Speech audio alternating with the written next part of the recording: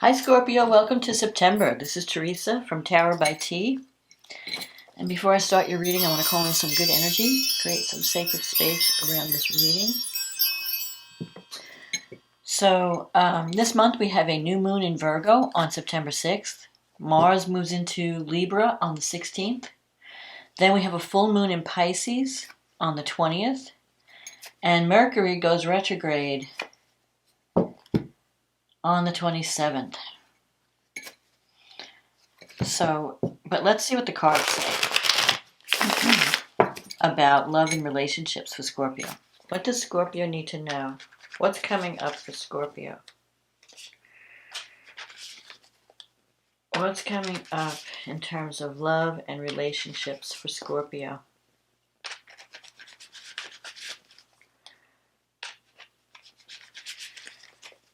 What is coming up for Scorpio?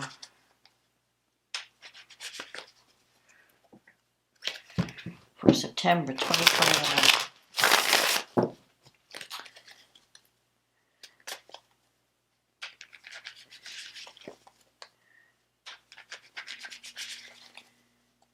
Okay, let's see what we have.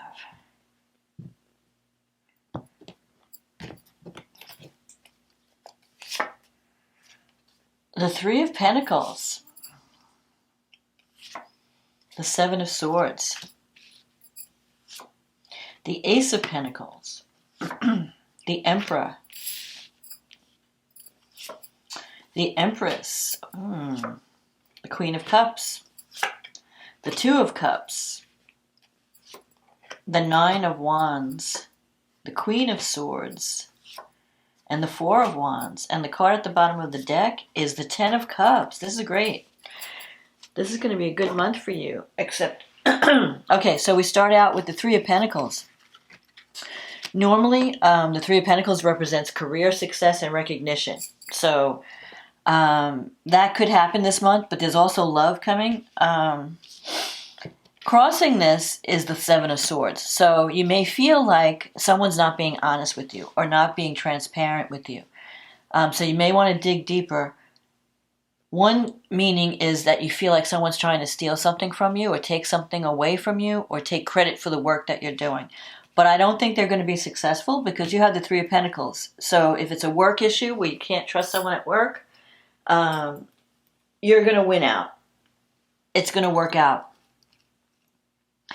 And it may work out that you wind up taking a new job because I'm seeing this Ace of Pentacles. But anyway, but you have the Queen. You have some interesting cards here. The Empress and the Emperor. And these are major arcana. So I feel like you have the potential to connect with a true soulmate this month. And look, here's the Ten of Cups. And you also have the Two of Cups here in your, it's in your negative thinking sector. So you may not be, believing it, but I feel like you're going to achieve a goal in a relationship that you fought for a long time. So it's possible that the Seven of Swords could represent, competition. Maybe whoever you're interested in, you may have some competition. And you may feel like these other, if you're dating someone or you're involved with someone, you think they may have other people. You may feel like, oh, somebody's trying to take that away from me, take my person, Or you may feel like you have to be sneaky, because it's a sneaky energy. Somehow, so I hope it's not you, because people who are sneaky, they usually wind up getting bad karma. But anyway, if you're being the deceptive one, it's going to come back to you. But I feel like you might be trying to navigate a difficult situation by keeping your plans close to your chest. So you're not telling people what you're up to. And sometimes it could also mean you're not facing the truth about something, like you're avoiding something. So if you're looking for an escape, you may be like because I'm seeing this Ace of Pentacles, like you've already had success in some way. The Ace of Pentacles brings, it could be a job opportunity that's coming up. And it's bringing money or some kind of financial success, because the Ace of Pentacles is something tangible. It brings money. It brings success. So you may be on the path to a better life, and you're keeping your plans secret. The Emperor can represent a man that's close to you, or that's someone who's very important to you, someone who could be in an executive position or a leadership position. The Emperor is the executive, the leader, the CEO, someone who's very organized, very disciplined, wants to create something solid and stable.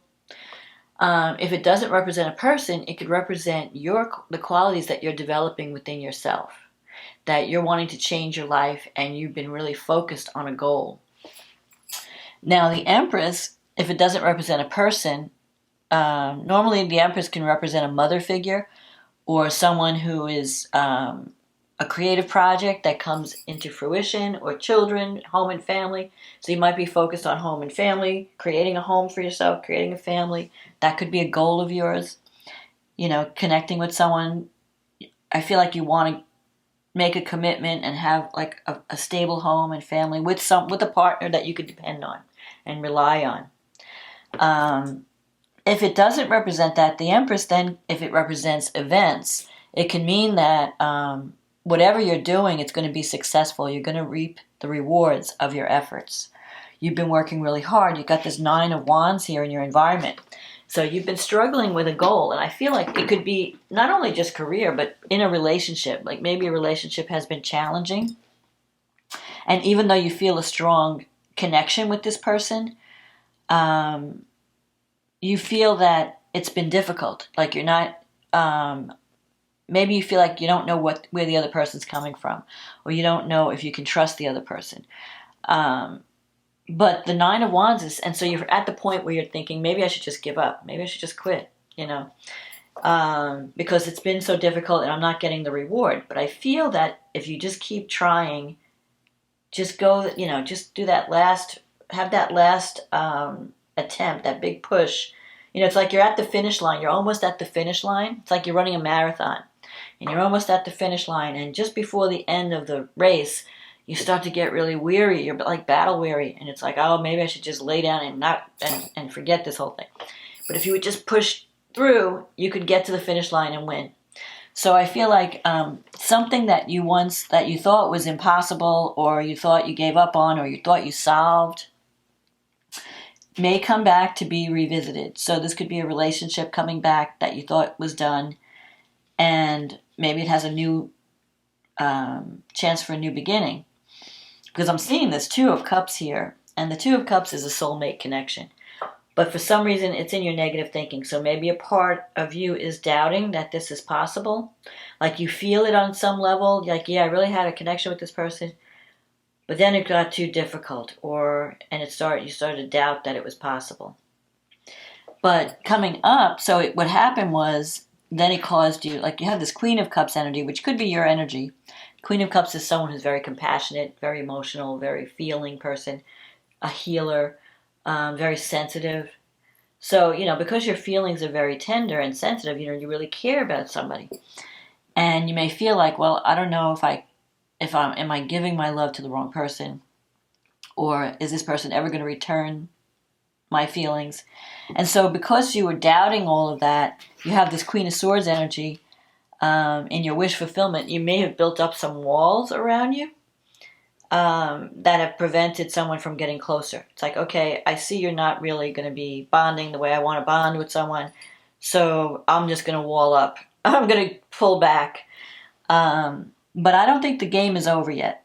And this also, because there's 2 queens here, it could also be that you have a rival. And this Queen of Swords as a rival is pretty cutthroat. You know, she doesn't care. She just goes for what she wants. She doesn't care who she hurts. She's like she's a warrior. She's got the swords energy. She doesn't have as much compassion as you do. But you have as an outcome the 4 of Wands. And that is a card of success. It's a card of marriage. You have the 10 of Cups here. So I feel that even though you may have doubts, I don't give up on the relationship. If you're in a relationship, I would keep trying. Someone may surprise you and come back from the past, especially because we're going to have a Mercury retrograde later in the month and into October. You could reconnect with someone. But I feel like you have the potential for success and victory. So if you're fighting, you know, a battle with someone, or you're competing with someone, Just keep, just be honest. Don't worry about what other people are doing. Just do your own thing. Do the work, do your work, or put your best self out there. And I feel that you will win in the end, because you have this Ten of Cups is like the love card. It's more than just physical. It's like a pure joy card. It's like you've reached the ultimate in love, the real meaning of love, not just physical, like sexual attraction. Love that, where you just love the person, and it doesn't matter how old they get or how, like it stands the test of time. It's not just surface. So like, you see people who get married when they're really young, or they marry someone and they're both really attractive and healthy, and as they grow old, they get old and, gray and bald and fat and whatever, but they still love each other with the same purity as when they first met. That's what this Ten of Cups is. And you can have that, because you've got these two major arcanas, the Emperor and the Empress. That's the king and queen of the tarot. And when they come together, it's a very powerful union. It could really have a strong influence on your life. So don't let any competition make you doubt yourself, and don't give up the struggle. And maybe drop your guard a little bit, because the Queen of Swords energy, if you're projecting that kind of energy, she keeps people away. She looks harsh. She gives this harsh vibe, like, I'm independent, I don't need anybody, and that's not going to, that's not good for making relationships work, because you have to be okay with being vulnerable. You have to let someone in. If you keep them out, they may think you don't care, and they may move on to someone else. So you want to balance that. You don't want to be too giving, and you don't want to be too aloof either. You have to find that middle ground. But look at these cards. Two of Cups, Ten of Cups, the Four of Wands, which is the marriage card, the Empress, the Emperor, the home and family, stability. Even the Three of Pentacles, if it's not, all threes represent a birth. So even if it's not career, although I feel like there's some career success in there too, it will represent achieving a goal and using your talent. Like, you're very talented, and I think your partner is going to recognize that about you. Like, you're amazing, and they may really admire you for your skills, but they may not tell you. I feel like there's like hidden stuff going on. Like, maybe the person you're with doesn't want to face their feelings. They don't want to admit that they really care. Could be that too. But I feel like you're on track for success. So don't give up, is what I'm saying. No matter how difficult it's been, just keep on trucking. So let's see what the astrology says. Okay, let's see. The moon in Virgo. New moon in Virgo is in your 11th house, and it's with Mars. So that's about working towards a dream. The 11th house is about hopes, wishes, success, the groups of people, your friends, groups of people that you belong to. And it's trine Uranus in your 7th house. So anything can happen. Uranus, 7th house is relationships. So there could be some surprising developments with a relationship at this new moon. You may have a chance for a new beginning with someone that comes out of the blue. Like, you didn't expect it. You thought, I didn't even think you liked me, and all of a sudden things change. Or you could meet someone new unexpectedly. Uranus brings unexpected things. It also brings freedom. So you could be attracting a free spirit. Someone that frees you. Like, Uranus wants to free you from whatever is holding you back, whatever's holding you down. So it just brings new life into relationships. It brings freedom. It brings excitement. So there could be unexpected developments. You can't always know if it's going to last with Uranus.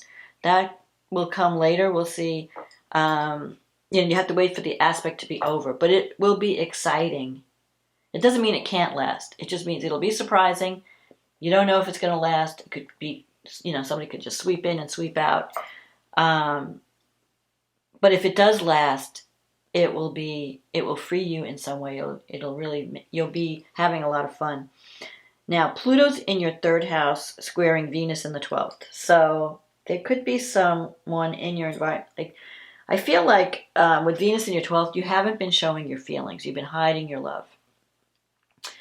And you might be dealing with someone who's kind of manipulative with Pluto. Some family members or friends. that are controlling, manipulative, maybe even jealous. So you want to watch that. That's the only. Now, Mercury is also in your 12th, but it's trining Jupiter. And you have both Jupiter and Saturn in your 4th house. So this is a great time to put down roots and to create something stable, a stable home for yourself. But you may have to speak up because with Mercury and Venus both in your 12th house, you may be keeping your thoughts to yourself, your feelings to yourself. It's like you're afraid to talk. Like you're afraid to, you're not letting people know what you're thinking, what you're feeling. You need to speak up because that's how you're gonna get what you want. And let's see, you have Chiron in the 6th house, sextile Saturn. You may have some healing to do around how much you give to others, service, your value. Like you might be overgiving, like sacrificing yourself too much or martyring yourself. Like sometimes the 6th house, people give because they want to be liked. And they overgive, thinking, well, the more I give, the more they'll love me because they'll see how nice I am, how good I am. So you might be wanting to turn, you may have some healing to do around that. Like don't overgive because you deserve to receive as well. You have to balance the giving and receiving. Otherwise, you wind up getting used or feeling exploited. But Mars is also, Mars is in your 11th house. It's trine Pluto in your 3rd house. I feel like, it could be that a friendship could change in a dramatic way. Maybe if somebody in your environment, somebody who's a friend can turn into a lover somehow. Or you could be, you're really determined to take action. I think you're going to come out of your, if you've been kind of not, sitting on the sidelines and not taking action, Mars in your 1st house is going to force you to take action. You're going to feel the energy. Mars in your 11th, I'm sorry, is going to, you may be changing your friends or joining new groups that may resonate better with you, or even speaking up, because Mars trine Pluto, you may find the courage to finally speak up. So then, so Mars is, at the beginning of the month, Mars is in Virgo, then he moves into Libra, and at that point, he's in your 12th house. So, and we have the full moon happening in your 5th house. 5th and 11th houses. That's the house of friendship. 5th house is the house of romance, children, having fun. So the moon is in the 5th, the sun is in the 11th, which is the house of groups that you belong to. The moon in the 5th is conjunct Neptune. So you want to make sure that you're not idealizing the people around you, your friends or your children, or even a romantic partner. And the moon is also opposing Mars in the 12th. So you're definitely, if you're angry about something, I was going to say if you're pissed off, if you're angry about something and you're keeping it in, don't do that. You might be afraid to express your anger. You might be holding your anger in with Mars in the 12th. So you want to release it in slowly so that it doesn't build up and then you explode. So if something's annoying you, talk about it before it becomes a big problem. Don't be afraid to speak up, because it could cause some problems with a romantic a child or a romantic partner, or even a friendship. Now, the good thing about Mars this month is Mars is trining Saturn. It's part of a grand trine. And when that happens, and it's happening from involving your 12th house, your 4th house, and your 8th house. So this is a great time to heal any childhood wounds. I feel that if you have any issues around authority figures that relate from your childhood, you have a chance to heal that now. It's giving that opportunity. And this is a grand air trine. So air is about thoughts and communication. So it's really a good time to go to a counselor and talk about some of your fears, talk about some of the habits, how you've been programmed from childhood to believe about yourself, about releasing anger, about going after what you want, being ambitious, being successful. All these things can be worked on now, and it can bring you can have a chance to be freed from that and to overcome those fears. Mercury is trining Jupiter. That's a great aspect. Mercury's in the 12th, trining Jupiter in the 4th. So Mercury's helping you.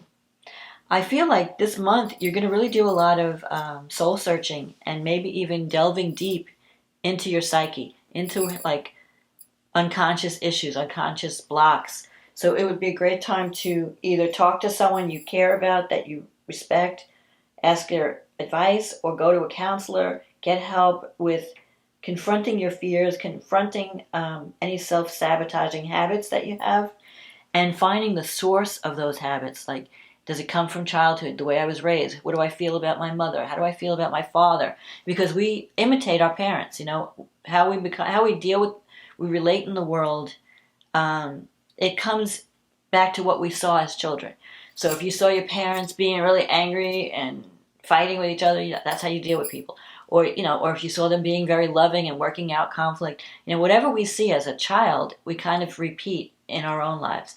So sometimes we just get programmed a certain way to react in a certain way, and it may block our success in some way. So it's a good time to really look at that stuff and bring it up to the surface, because around the full moon always shines a light on what's hidden, and it's so that you can see it and fix it. If there's anything, it doesn't mean that there's something wrong with you. It doesn't mean that you're a bad person. It just means now is the time to look at these things and free yourself so you could be your best self. That's what you really want. That's what astrology is teaching. It shows you the signs and the symbols and through the transits, even the tarot, on how we can be our best selves. What do we need to work on so that we could be more successful and be happier in life. So you have a great opportunity to deal with any psychological issues, any problems from childhood that are still programming, that's still operating in your life at this time. Now, another thing that's happening, and plus, like with Mercury trine Jupiter brings opportunity. Mercury is giving you confidence to speak up. I feel like you need to speak up about whatever you've kept to yourself, and work out any conflicts. Don't steam or stew from behind the scenes. Don't hold it in and get an ulcer.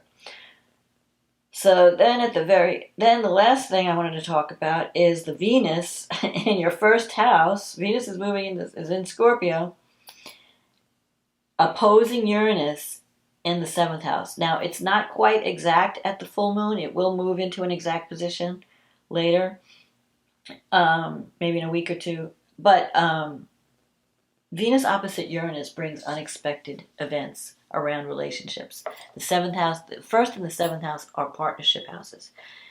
Venus in your 1st, you're attracting love. You're looking great. You're more charming. You're more outgoing.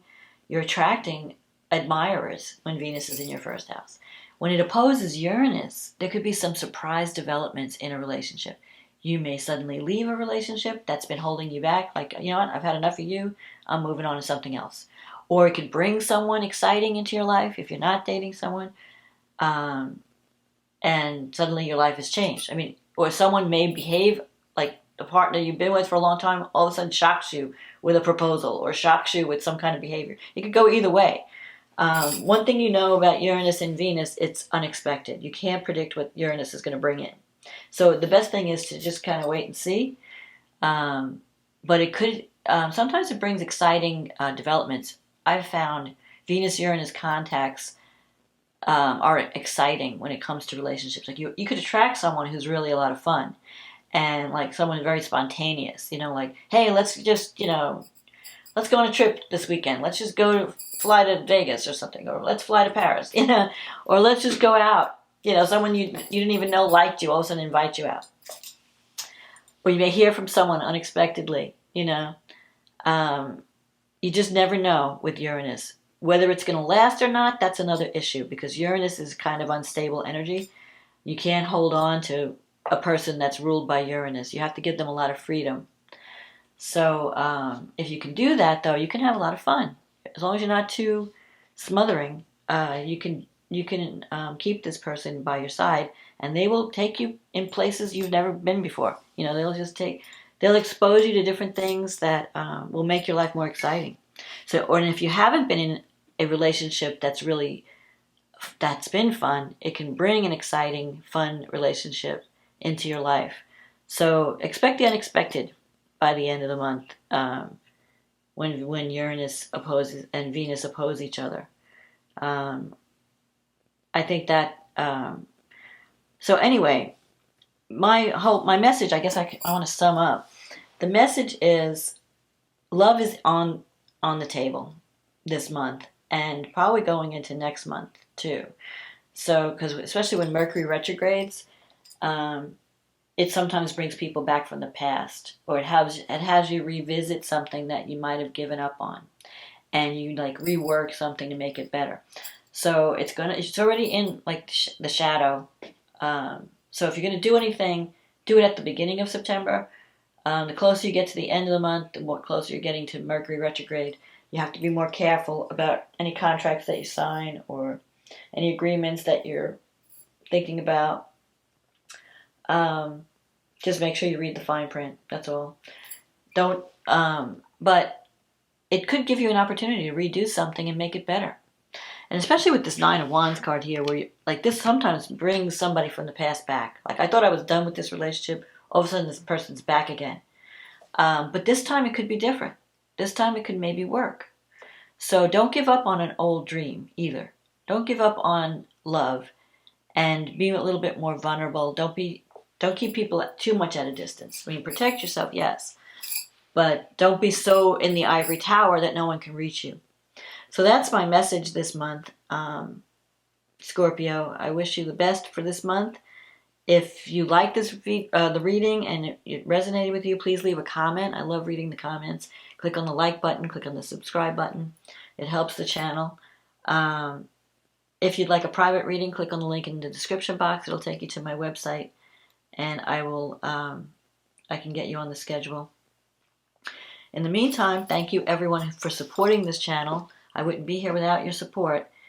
So have a wonderful September, and I'll talk to you again next month. Okay, bye now.